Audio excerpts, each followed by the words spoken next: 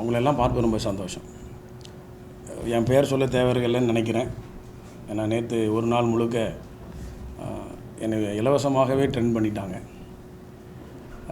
நான் ஒரு வழக்கறிஞர், 25 ஆண்டுகளாக வழக்கறிஞர் தொழில் செய்து வருகிறேன்.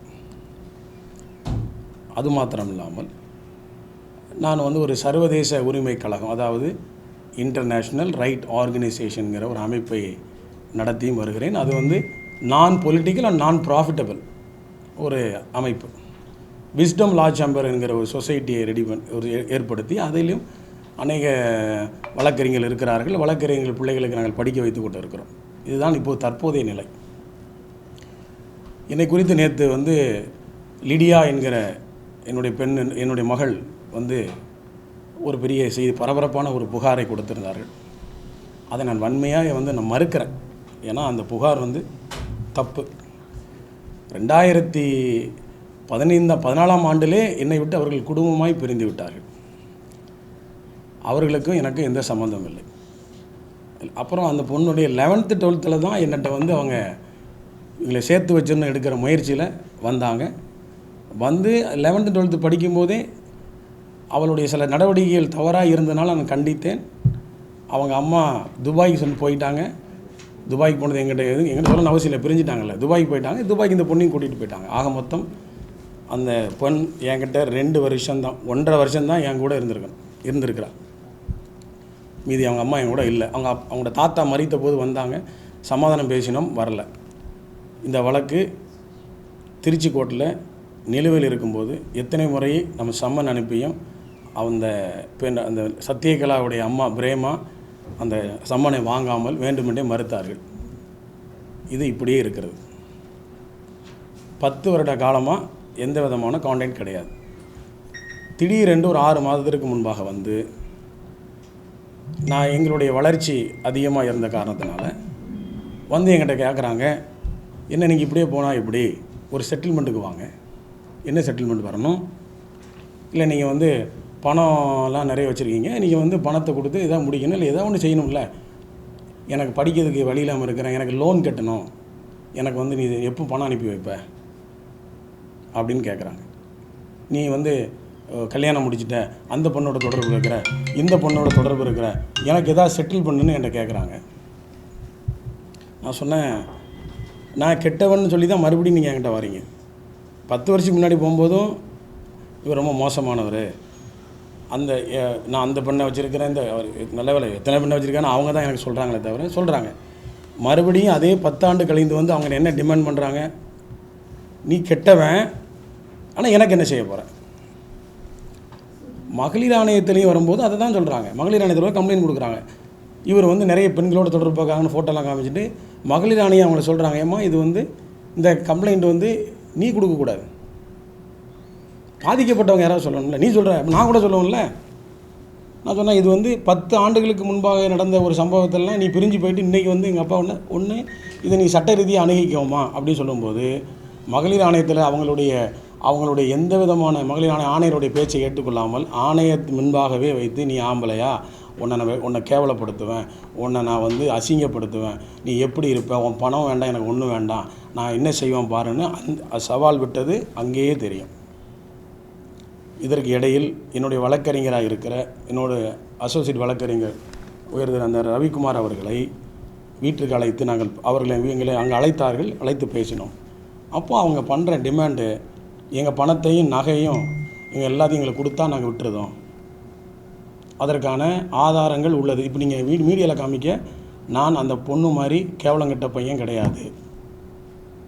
ஏன்னா அதில் வீட்டுக்குள்ளே எடுத்த ஆடியோ, சமாதானத்தின் ஆடியோ, அப்படியே நான் ரிலீஸ் பண்ணுவேன். அப்படி ரிலீஸ் பண்ண வேண்டிய நேரத்தில் ரிலீஸ் பண்ணுறேன்.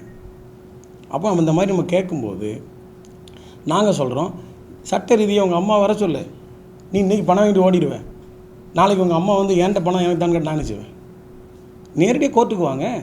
நான் கெட்டவன் சொல்கிறேன்ல, என் கூட வாழ ஒரு 10 வருஷம் பிரிஞ்சுக்கப்புறம் என்ன, நீதிமன்றத்தில் வழக்கு நடத்துறதுக்கு எந்த விதமான அவங்களுக்கு தார்மீக உரிமை இல்லை என்பதை அறிந்து கொண்டு அந்த சத்யகலா என்கிற அந்த நபர் துபாயிலேருந்து இன்னும் வரல, துபாயில் இருந்துக்கிட்டு இந்த பொண்ணை ஆட்டி வைக்கிறாங்க.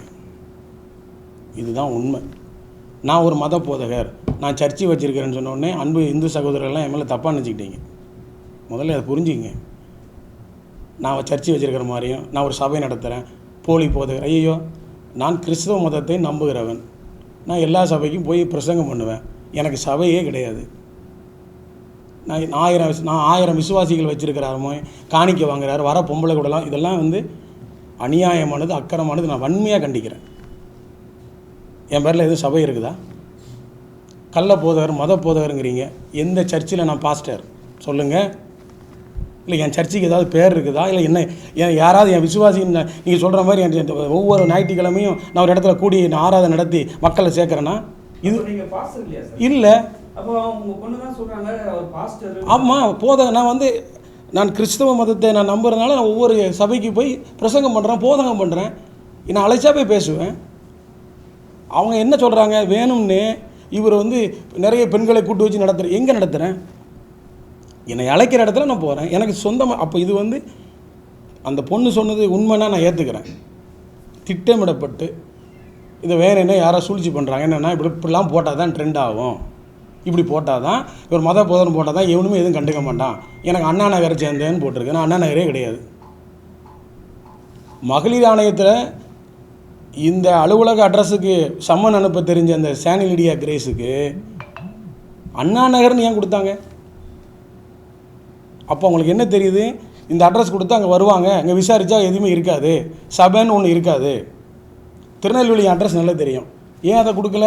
அங்கே கொடுத்து பார்த்தா ஆஃபீஸ் தான் இருக்கும், அங்கே சர்ச்சு ஒன்று இருக்காது. நான் சொன்னது பொய்யாயிரும்னு தெரிஞ்சதுனால 19 அண்ணா நகர்னு போட்டாங்க. எனக்கு அண்ணா நகருக்கு எனக்கு சம்மந்தமே கிடையாது. அண்ணா நகரில் அந்த அம்மா வீடு இருக்குது, அவங்க பெரியம்மா ஒன்று அங்கே இருக்குது. எனக்கு எப்படி எடுத்துக்கிறது எனக்கு புரியலையே, வருத்தமாக இருக்குது. நீ உண்மையை சொல்லுங்கள், உண்மையை சொல்லுங்கள். நியாயமாக நீ கோர்ட்டுக்கு வாங்க, நீதிமன்றம் ஏடிஜிட்டு போய் கொடுங்க. அவர் அதான் கேட்குறாரு. நானும் கொடுத்துருக்கேன் கம்ப்ளைண்ட். இதுக்கு நான் கண்டிப்பாக நான் இதுக்கு வளர்க்கு தொடர்ந்தே ஆவேன், விட மாட்டேன். ஏன்னா அப்போ என்ன அர்த்தம், ஒரு நல்லா எவ்வளோ கஷ்டப்பட்டு ஒன்றும் தெரியுமாங்க. 4 வயசு இருக்கும்போது எங்கள் அப்பா இறந்துட்டார். எனக்கு எங்கள் அப்பா முகம் தெரியாது. என்னை வளர்த்து ஆளாக்குனதில் எங்கள் அம்மா தான். எங்கள் அம்மாவுக்கு அதுக்கு என்ன சம்மந்தம்? எங்கள் அம்மா எந்த தாயாவது காமிச்சா ஒருத்தன் பொறுத்துட்டு இருப்பானாங்க? எனக்குலாம் அவ்வளோ வேதனை. உன் அம்மா உன்னை ரோட்டில் விட்டா, எங்கள் அம்மா என்னை படிக்க வச்சு கொண்டு வந்துட்டாங்களே. எங்கள் அம்மா சொல்கிறேன், எங்கள் அம்மாவுக்கு எதாவது வேலை? எவ்வளோ பெரிய வருத்தமான விஷயம். எங்கள் அம்மா வந்து என்னை வைத்த கட்டி வாங்கிட்டு ஒரு கடினமான ஒரு குக்கிராமத்திலிருந்து இன்றைக்கி சுப்ரீம் கோர்ட்டில் நான் ஒரு பாரில் போன வருஷம் என்னுடைய சீனியர் மூலிமா டெம்பரவரி, அதாவது சுப்ரீம் கோர்ட்டில் முதல்ல அட்வொகேட்டாக சேர்ந்துருக்கிறேன். இனிமேல் நான் வந்து அந்த எக்ஸாம் எழுதி பெர்மனெண்ட்டாக சீனியர் அட்வொகேட்டாக மாறணும். அப்போ கொஞ்சம் கொஞ்சமாக நான் படிப்படியாக உயர்ந்த என்னுடைய இமேஜை இந்த பொண்ணு ஒரே நாளில் கெடுத்துட்டா. அது நான் வருத்தப்படலை, கடவுள் இருக்கிறார். சொல்லுங்கள், நான் இப்போ மத போதகர்னா என் சபை எங்கே இருக்குது? அப்புறம் பார்த்தீங்கன்னா அவங்களுக்கு 2 காரியம் தான். சர்வதேச உரிமை கழகம் விசல்லா சேம்பருடைய ஃபோட்டோவை காமிக்கிறாங்க. அமைப்புக்கும் குடும்பத்துக்கும் என்ன சம்பந்தம்? என் தனிப்பட்ட வழக்கை, என் தனிப்பட்ட பிரச்சனையை நீ தனிப்பட்ட முறையில் நீ உண்மையாக போய் நீதிமன்றத்தை அணுகியிருந்தால் அது கரெக்டு. நான் நீதிமன்றத்துக்கு போனேன், நீதிமன்றத்தை என்னை ஏற்றுக்கல, தள்ளுபடி பண்ணாங்கன்னு சொன்னால் ரைட்டு. நீதிமன்றத்தில் வழக்கு இருக்குது, அந்த வழக்கை நடத்துவதற்கு திராணியும் தகுதியும் இல்லாத அந்த அம்மா சும்மா போய் அவரை வச்சுருக்கேன் இவரோட வச்சுருக்கிறேன்னு நான் கூட ஃபோட்டோ காமிப்பேன். கேர்ள் ஃப்ரெண்டு இருந்திருப்பாங்க, எல்லாருக்கும் கேர்ள் ஃப்ரெண்ட் இருக்கும். அவ்வளோ முத்தம் கொடுத்தேன், இவ்வளோ முத்தம் கொடுத்தேன், இப்படி நானும் தான் காமிக்கலாமே. அப்போது இன்னொரு கேள்வி எனக்கு, சரி கருக்கலைத்தார்கள் சட்ட ரீதியாக குற்றம், அவங்கள எங்கே கூட்டிடுவாங்க? அந்த கரு என்னால் தான் உண்டாச்சுன்னு முதல்ல கண்டுபிடிங்க. கருக்கலைச்ச டாக்டர் எங்க? இந்த அம்மா சொல்கிறாள்ல, வாய் திறந்து பயங்கரமாக பேசுதில்ல, டிவிலே சொல்லியாச்சு. நான் 10 வருஷம் இல்லை, அதுவே ஒத்துக்குது. 10 வருஷம் இல்லாததுக்கு அப்போ ஒரே 6 மாதத்தில் 10 கருவை கலைச்சிட்டேனா? இல்லை நான் ஒவ்வொரு கருவாக கலைக்கும் போது அந்த அம்மா துபாயிலேருந்து ஓகே சொல்லிடுச்சா? இல்லை, பல பெண்களுடன் தான் சொல்கிறாங்க அவங்க. பல பெண்களுடன். அப்போ பல பெண்களோட தொடர்பு வந்து ஒரே நாளில் இருக்குதா? பல வருடங்களாக நாங்கள் புத்தி சொன்னோம். நீ புத்தி சொல்லணும்னா அப்போ நீங்கள் வந்திருக்கணும்ல, வழக்கு நடக்கும்போது புத்தி சொல்ல வேண்டியது தானே? இது பொய். இன்றைக்கி என்ன புதுசாக புத்தி பெருசாக வருது? அதைத்தான் உண்மை சகோதரனே. தயவுசெய்து மீடியா புரிஞ்சுக்கிங்க. ஒருத்தர் எனக்கு இதில் போடுறாரு, நல்ல வேலை செய்கிறடா, நல்ல அப்பாண்டான்னு. ஏங்க முதல்ல புரிஞ்சுக்கிங்க. ஒரு பெண்ணு வந்து ஒரு பொம்பளை பிள்ளை வந்து சொல்ல, நான் சொல்லி தான் அனுப்புகிறேன், பேரை கெடுத்துக்காதுன்னு. நான் அவங்கள பற்றி எந்த குறையாத குற்றமோ இதை எங்கேயோ பேசியிருக்கேன். இது சொந்த பிரச்சனை, இது என்னுடைய குடும்ப பிரச்சனை. இந்த குடும்ப பிரச்சனையை குடும்ப நீதிமன்றத்தில் போய் முறையிட்டு செயல்பட்டுக்கிட்டு இருக்கிறோம். அங்கே வந்து இவங்க இதெல்லாம் கொடுத்துருந்தாங்கன்னா இவங்களை மதிக்கணும். இன்றைக்கி வந்து என் மேலே இல்லாத பொய் குற்றச்சாட்டை பேசியிருக்கிறீங்க, நீங்கள் அதை தொடர்ந்து நடத்துங்க. நான் சட்ட ரீதியாக சந்திப்பேன். இதை நீங்கள் தயவுசெய்து சோசியல் மீடியாக்கள் இந்த மாதிரி கஷ்டப்பட்டு ஒரு கிராமத்துலேருந்து வளர்ந்து ஒரு இமேஜை காப்பாற்றுறது உங்களுக்கு எவ்வளோ கஷ்டம்னு தெரியும். இவ்வளோ பெரிய அளவுக்கு நாங்கள் எங்களை நம்பி இவ்வளோ கூட்டம் வந்திருக்காங்கன்னா, இப்போ எங்கள் அம்மா எவ்வளோ 2 நாள் வழி சாப்பிடாமல் இருக்காங்கல்ல, இவ்வளோ வேதனைப்பட்டிருப்பாங்க. கேட்டால் எங்களுக்கு உங்கள் வேதனை இருந்துச்சுன்னா நீங்கள் அன்றைக்கே வந்து 2 குடும்பத்தாரும் பேசினார்கள். சரி, இந்த பொண்ணு கம்ப்ளைண்ட் கொடுக்க இல்லை, கம்ப்ளைண்ட் கூட அவங்க பெரியம்மா மட்டும்தான் வருது. அவங்க பெரியம்மா எங்ககிட்ட ஒரு வழக்கு கொடுத்துருக்கு, என்ன நம்பி. எத்தனை மாதம் வரைக்கும் இவள் வழக்கு கொடுக்க 6 மாதம் வரைக்கும் என்கிட்ட தொடர்பில் தான் இருக்காங்க. என்னை நம்புகிறாங்க. இப்போ அவங்களுக்கு என்ன ஆகி போச்சுன்னா சொத்தெல்லாம் கை மாறிடுமோ. நான் இழிச்ச வேணா, எனக்கு புரியல. என்கிட்ட ஆடியோ வச்சுருக்கிறேன், அந்த பொண்ணை கண்டித்து வைங்க, நாங்கள் சொன்னதெல்லாம் கேட்க மாட்டாக்கா, கை மீறி போயிடுச்சு, எங்களுக்கு அதுக்கு சம்மந்தம் இல்லை. சம்மந்தம் இல்லை அவங்க எதுக்கு நீங்கள் எஸ்பி ஆஃபீஸுக்கும் அங்கே ஆணையத்துக்கும் கூட வந்து நிற்கிறீங்க? அவங்க குடும்பத்தில் சேர்ந்தவங்க யாரும் இவங்களுக்கு வரல. ஏன்னா அவங்களுக்கு உண்மையிலே இறை அன்பு, அவங்க கும்பிட்ற சாமி மேலே அவங்க சத்தியம் பண்ணுவா இருந்தால் இந்த பொண்ணு உங்களுக்கு தேராது, உங்கள் வேலையை பாருங்கள், இவங்க வாழ்க்கையை கெடுக்கிறான்னு சொன்ன அவங்க குடும்பத்தை அத்தனை பேரும் சொல்லி அனுப்பினார்கள். துபாய் போக வேண்டாம்னு எவ்வளவோ சொன்னாங்க, கேட்கல. நான் கெட்டவனாகவே இருந்துட்டு போகிறேன், இந்த பிள்ளைக்காக நம்ம 2 பேரும் ஃப்ரெண்டாக கூட இருந்துட்டு போவோம், அண்டர்ஸ்டாண்டிங்கில் கூட இருன்னு சொன்னேன், அதையும் கேட்கல.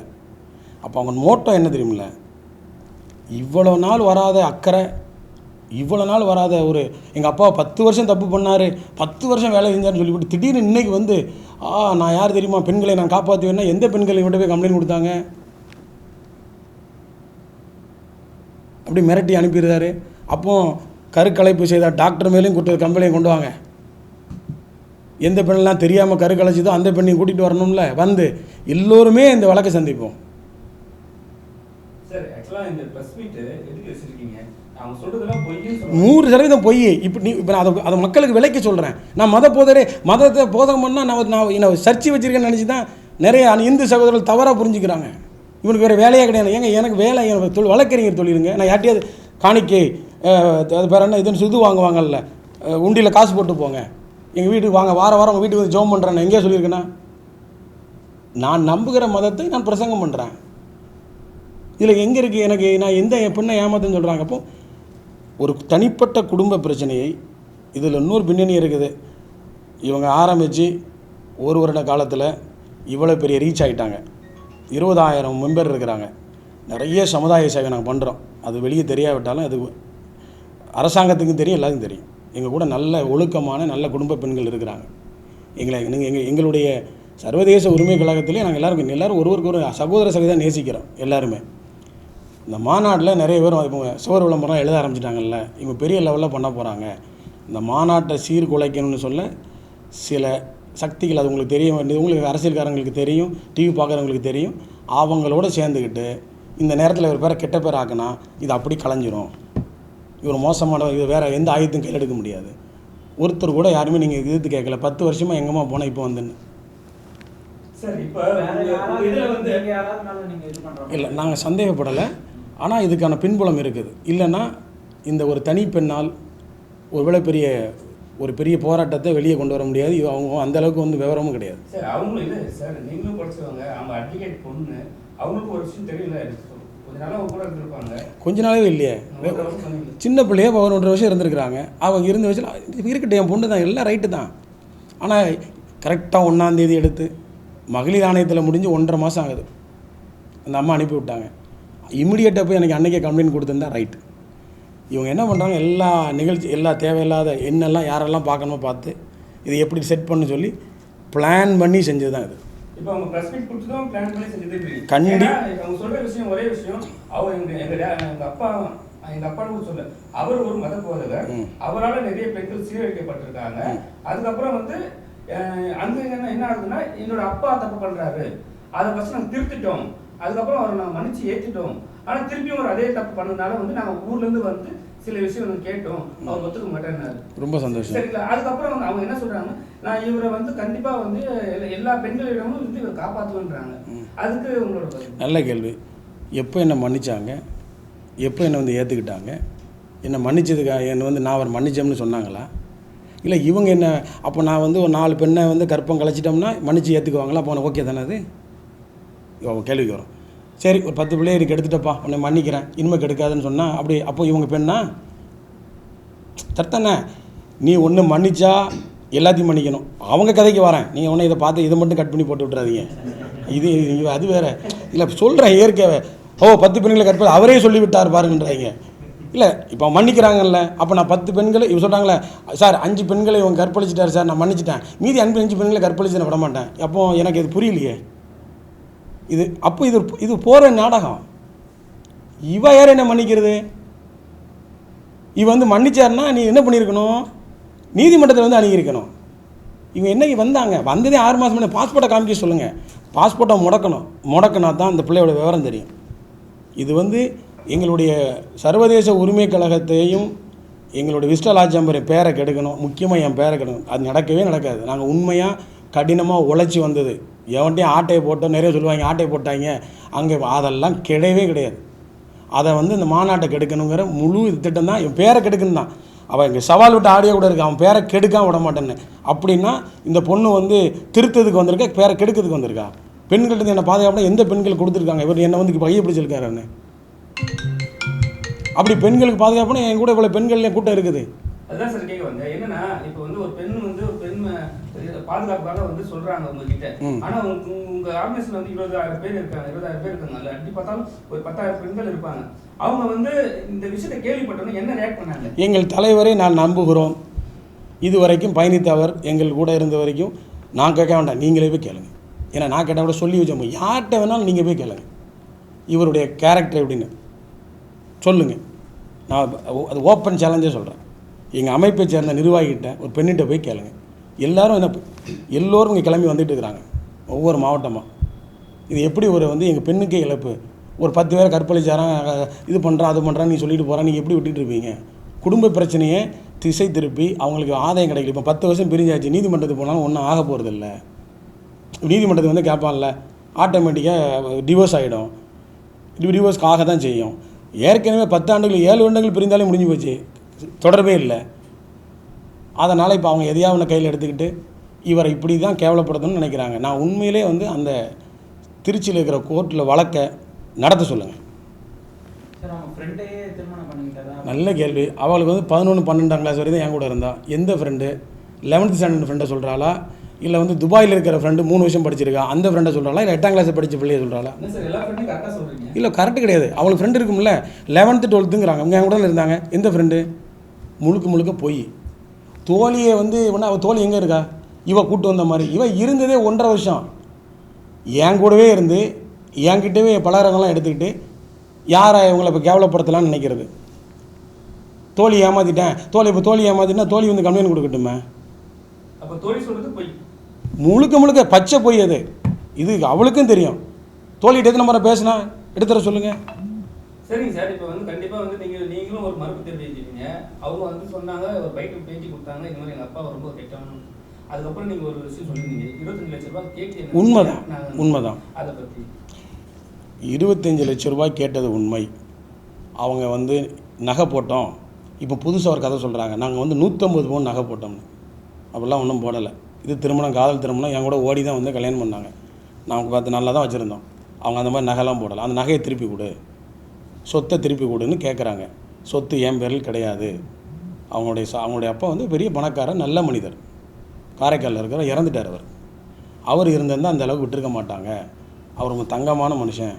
அந்த மனுஷன் இருந்தால் இப்படி நடக்காது. அவர் தான் எவ்வளவோ முயற்சி பண்ணார், இந்த பொண்ணு கேட்கல. இது அவங்க குடும்பத்துக்கே தெரியும். அவர் நல்ல மனுஷன். அவர் இருந்தால் இந்த மாதிரி இந்த பிள்ளையை போக விட்டுருக்க மாட்டார். இது அவங்க யார் பேச்சு கேட்காம செய்கிறாங்க. நகை கேட்டாங்க. காரைக்காலில் ஒரு சொத்து இருக்கிறது, அது அவள் பேரில் தான் இருக்குது, என் பேரில் கிடையாது. ஒரு பெரிய ஒரு பொட்டிக் ஷாப் ஆரம்பித்தாங்க. அதையும் அவங்க அப்பா பணம் கொடுத்து அவள் பேரில் தான் ஆரம்பிச்சது, அவங்க தான் நடத்தினாங்க. அவங்க இப்போ என்ன சொல்ல வராங்க, நீ எல்லாத்தையும் பொம்பளைக்கு செலவச்சுட்டாங்கிறாங்க. எனக்கு அது என்னன்னே தெரியல. அந்த கணக்கு வழக்கெல்லாம் அவங்ககிட்ட தான் இருக்குது. அந்த கடையை வேற விற்றுட்டாங்க. இப்போ நான் என்ன செய்ய? எனக்கு இப்போ இதில் எனக்கு எதுவுமே எனக்கு தெரியல. இப்போ பணம் தானே. நான் என்கிட்ட எங்கே போனாங்க? நான் ஊருக்கு வரும்போது நான் வாங்கின காரையும் அவர் எடுத்துக்கொண்டார்கள். அது அவங்க அத்தை பேர் எடுத்துக்காரு. என்னை எதிர்பார்க்கல. நான் வந்துடக்கூடாதுன்னு நினைக்கிறாங்க. எப்படி இவன் வந்து இப்போ டிவோர்ஸ் ஆகிடுச்சு இல்லை, இவன் வந்து கல்யாணம் டிவோர்ஸ் ஆகி போச்சு. இவனை வந்து இவன் முன்னேறி வந்து பெரிய ஆள் ஆகிடக்கூடாது. உங்களுக்கு நீங்கள் பெரிய ஆகிடுவீங்கன்றது அவங்களுக்கு என்ன சொல்கிறது? அவங்களுக்கு வேறு அவங்கள ஆசையாக தானே. இப்போ ஒரு பெண்ணுக்கு எப்படி பழி வாங்க நினைப்பாங்க? ஓஹோ இவன் நான் என்னை விட்டு போனதுக்கப்புறம் இவன் பெரிய ஆள் ஆகிட்டான்ல, அப்போ அவங்க மேலே கெட்ட பேர் ஆயிரம்ல, என்னம்மா நீ குடும்பம் நடத்தினேன், இப்போ அவன் நல்லா வந்துட்டான்ல, இதை தான் நான் நடத்த சொன்னோம். நீ உன் கூட இருக்கும்போது பல பெண்களோட தொடர்புன்னு சொன்னியில்ல, உன்னை விட்டு தனியாக போயிட்டான்ல, அப்போ நிறைய பெண்களோட தொடர்பு இருக்கா? அப்படி தான் கேள்வி வரும். உன் கூட இருக்கும்போது நீ பல பெண்கள் தொடர்புங்கிற, தனியாக போனவருக்கும் தொடர்பு இருக்குன்னு நீ சொல்ல முடியாதுல்ல. அது அது அது அவங்களுக்கு பெரிய அவங்களோட சார் உண்மையாக சொல்கிறேன், இது வந்து நான் அவங்களுடைய பழிவாங்க நோக்கம் தான் இது. நான் வரவே மாட்டேன்னு நினச்சாங்க, என் சொந்தக்காரனே நினச்சிட்டான். அதுதான் வருத்தது. அது நடக்கத்தான் பொறாமையில் இருக்க தானே செய்யும். விமர்சனம் வரதுனால சந்தோஷப்படுறேன். ஏன்னா நிச்சயமாக இந்த விமர்சனத்தை எதிர்கொள்ளணும். அப்படின்னா தான் உண்மை மக்கள் தயவுசெய்து மக்கள் உண்மையை புரிஞ்சுங்க. நீங்கள் பாட்டில் கமெண்ட் போகிற என்ன வேணாலும் போடுங்க, நான் எப்படி வேணாலும் திட்டுங்க, தப்பு இல்லை. நான் உண்மையிலேயே சொல்கிறேன், அது வந்து நான் நம்புகிற இறைவன், அது நீங்கள் நம்புகிற இறைவன். எங்கள் அப்பா பேர் முருகன், அந்த ஒருத்தன் கேட்குறான் இந்துவாக இருந்துட்டு நீ பாஸ் ஆக, நான் பாஸ் ஏங்க சபையே நடத்தலை தெரியாமல் நீங்கள் பாட்டில் போடுறீங்க, ஈஸியாக ட்ரெண்ட் ஆகுறீங்க. பரவாயில்ல, உண்மையை தெரிஞ்சுங்க. நான் அந்த பொண்ணை பற்றி தப்பு சொல்கிறேன்னா நீதிமன்றத்தில் வந்து நடத்த சொல்லுங்கள் வழக்க. அங்கே வந்து அவங்க எல்லா டாக்குமெண்ட்டையும் கொடுக்கட்டும், ப்ரூவ் பண்ண சொல்லுங்கள். சார் ஒரு ஆண் வந்து என்னதான் கத்தி கதறி போராடினாலும் ஒரு பொண்ணு தெருவீதிக்கு வந்து 4 வார்த்தை பேசினாலும் மக்கள் அதுதான் எடுத்துட்டாங்க. உண்மைதான். அதுதான் இப்போ வந்து மக்கள் எல்லாருமே வந்து அவங்களுக்கு தான் சப்போர்ட் பண்ணிட்டு இல்லை தான் பேசினாலும் கரெக்டு, இவர் வந்து ஒரு உண்மைதான். உண்மை 20% தான் அவங்க நம்மள மீது 80% மக்கள் நம்ப மாட்டாங்க. ஏன்னா ஒரு பெண் வந்து இப்படி சொல்ல மாட்டாங்கன்னு. ஆனால் அதனுடைய பின்புலம் வந்து இப்போ நீங்கள் யூடியூப் சேனல் வச்சுருக்கிறீங்க, எவ்வளோ அரசியல் கட்சிகள்லாம் பார்ப்பீங்க, எந்த ஆயத்தை எடுத்தால் யாரை உடைக்கலாங்கிறது உங்களுக்கு தெரியும். இவன் திருடுனா, இவன் ஏமாத்தினா, இவன் வந்து அப்படி சொன்னால் கஞ்சா கடத்தினாருன்னு சொன்னால் அது எடுபடாது. ஒரே வழி பெண்ணை கை வச்சுட்டான் அப்படின்னா அந்த ஆயுதத்தை அவங்க எடுத்துருக்குறாங்க. இது இயற்கை. எனக்கு இது வருத்தம் இல்லை. இதை வந்து என்னுடைய தரப்பையும் நீங்கள் போடுங்கன்னு தான் சொல்ல வரேன். நீங்கள் அவங்க இதை போடாதீங்கலாம் நல்லா போடுங்க. மக்கள் பார்க்குறாங்கல்ல, மக்களுக்கும் அறிவு, மக்களுடைய பகுத்தறிவு இருக்குல்ல, கேட்பாங்கல்ல. 10 வருஷம் நீ போனேன், இன்றைக்கி மன்னிச்சிட்டேங்கிற, இன்றைக்கி வந்துட்டேங்கிற, நீ போனங்கிற, நீ கொடுத்த எல்லா கம்ப்ளைண்ட்டும் என்கிட்ட இருக்குது.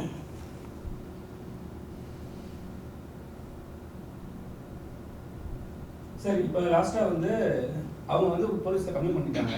போலீஸில் வந்து உங்களுக்கு ஏதாவது வந்து போலீஸ் நாங்களும் கம்ப்ளைண்ட் கொடுத்தோம். நான் நேற்று ஏடிஜி சார் போய் பார்த்தேன். அவர் கேட்டார், அந்த கேஸுன்னு 2 கேஸையும் திருநெல்வேலிக்கு மாற்றிட்டாங்க. திருநெல்வேலி தான் நாங்கள் ஆமாம் அங்கே போடுங்க, அங்கே விசாரணை நடத்துன்ட்டாங்க. 2 கேஸும் திருநெல்வேலிக்கு போயிருக்கு. நான் கொடுத்த கம்ப்ளைண்ட், அவங்க கொடுத்த கம்ப்ளைண்ட்டும். உண்மையில் சொன்னால் நான் வந்து டிவிக்காக பேச நினைப்பாங்க. உண்மையில் கொலை மிரட்டல் இருக்கிறது, அதை நான் சொல்ல விரும்பலை. அது போலீஸ் டிபார்ட்மெண்ட்டுக்கும் தெரியும். ஏன்னா அவங்களுடைய பேக்ரவுண்ட் எனக்கு தெரியும். யாருக்கு சார் கொலை மிரட்டல்? எனக்கு தான், வேறு என்ன வேண்டாம். வேண்டாம், நான் வந்து சொல்லக்கூடாது. அப்படி சொன்னால் நான் ஏன் குற்றப்படுத்தணும்? வரட்டும். நான் என்ன சொல்கிறேன், எதுவுமே அது வந்து பப்ளிசிட்டி பண்ணி பெரிய ஆளாக நேரையாக விசாரணையில் வெளியே வரும்ல. அன்றைக்கி யார் போய் சொன்னால் உண்மை தான் தெரிஞ்சிடும்ல. விசாரணை வெளியே தானே வரும், நோக்கம் தெரிஞ்சிடும்ல, இன்டென்ஷன் தெரிஞ்சிடும். வாட் இஸ் த இன்டென்ஷன், இதை ஏன் இப்படி ஹேண்டில் பண்ணணும்?